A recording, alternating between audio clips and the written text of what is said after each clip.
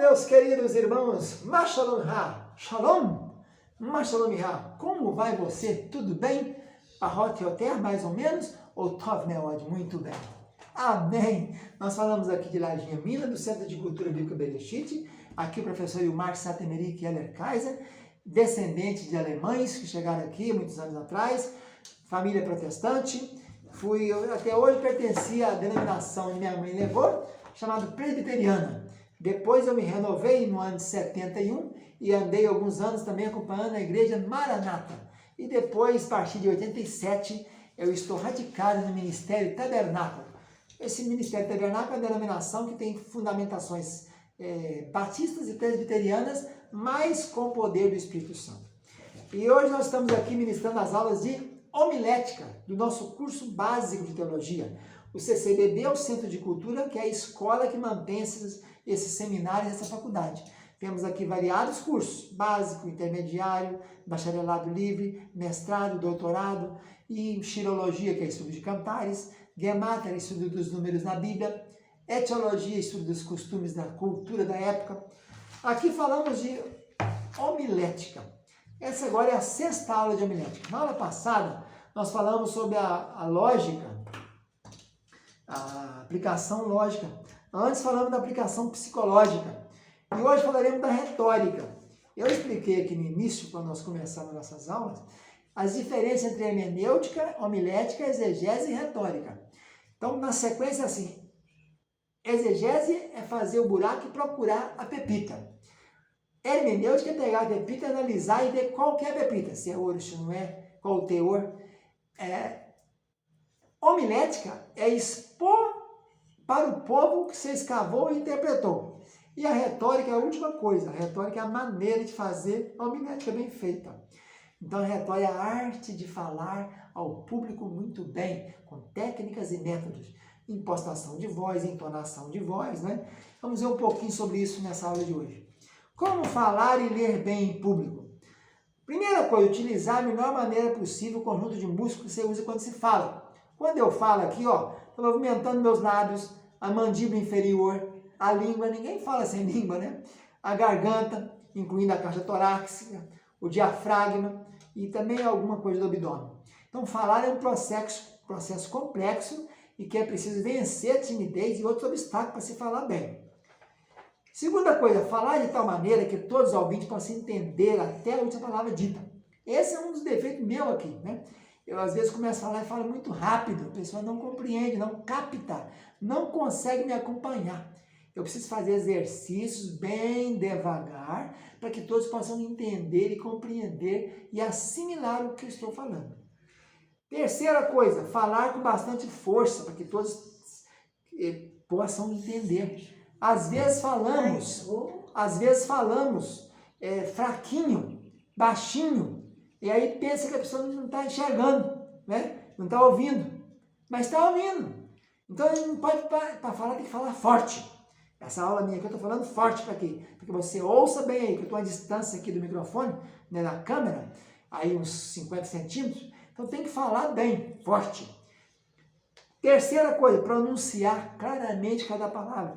Se você pronunciar a palavra rapidamente, fazer igual a língua, falar o português de Portugal, né? Fala tudo rapidamente, a gente não entende, né? Eu tenho alguns, minha filha mora em Portugal, meu genro, a gente vai lá, às vezes não entende muito bem o que o português está falando, porque eles falam muito rapidamente, eles falam muito velozmente, não dá para entender. Pensar o que vai dizer, não se pode falando aleatoriamente, sem pensar o que você está dizendo, você fala bobeira.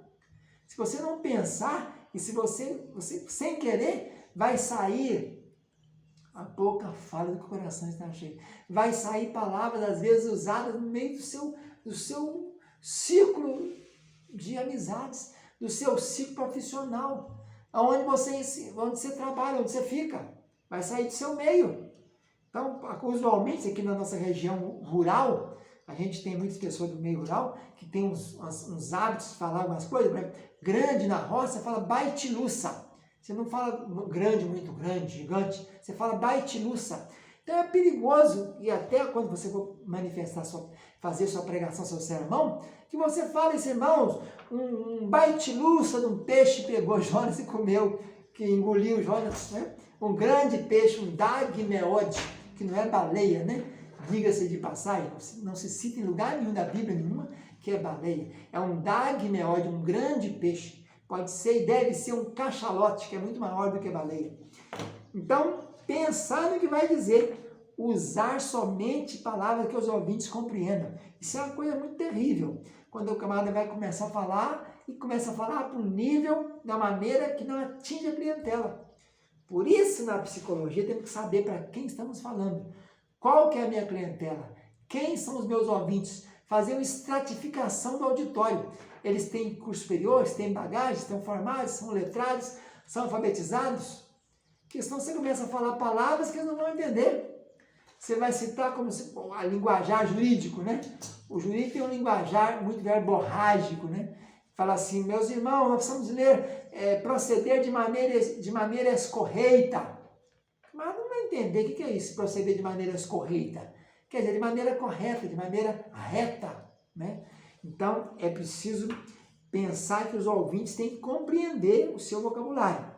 É melhor dizer novo nascimento do que regeneração. Muito mais palatável, muito mais audível.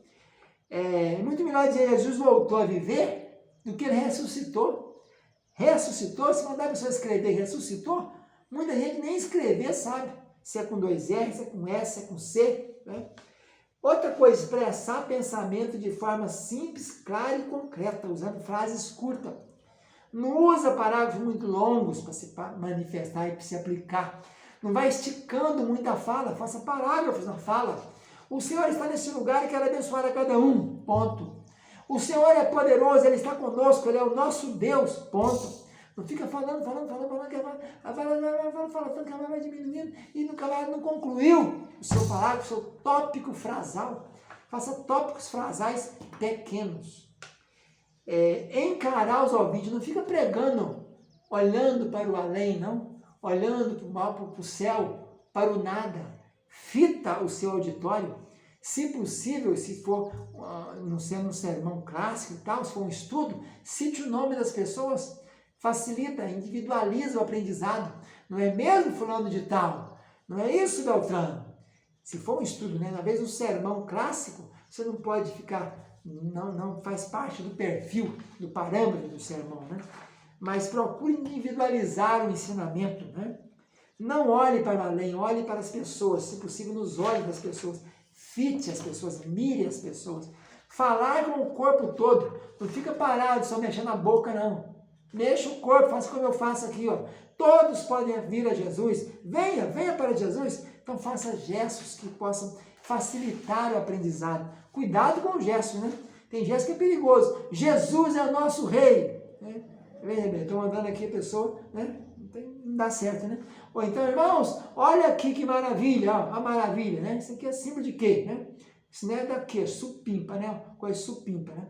Então, cuidado com o símbolo que você vai fazer. Tem símbolo que tem outras maneiras, são símbolos dúbios.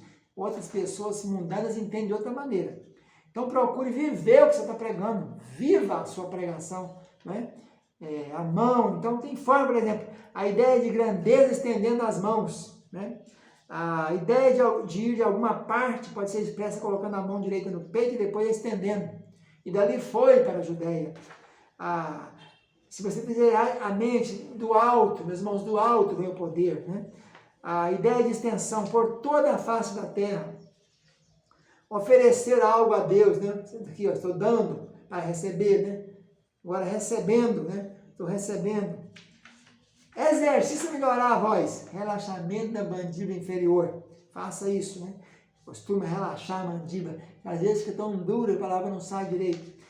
Desenvolvimento da flexibilidade dos lábios, né? Pronunciar as palavras de maneira... Cada letra tem um tom labial, aqui, ó, palatal, mexe no palato, labial, dental. Então, cada uma letrinha tem uma maneira de ser pronunciada. Desenvolvimento da ressonância nasal. Tem gente que fala para dentro assim, ó, fala com o nariz, né? Fica aquela fala terrível, fanhosa, terrível negócio desse. Então, procurar desenvolver uma fala reta, direta. Respirar.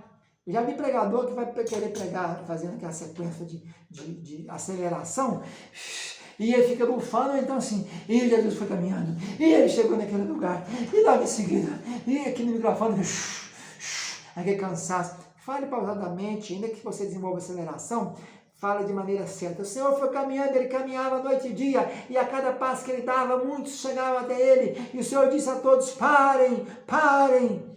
Então é preciso fazer essas divisórias. Como aprender a ler de forma atraente? Sublinhando as palavras, quais são as principais, a chave da passagem, praticar a leitura, ler em voz alta. Vamos ficando por aqui com a nossa aula, então, sobre detalhes ou dicas de retórica.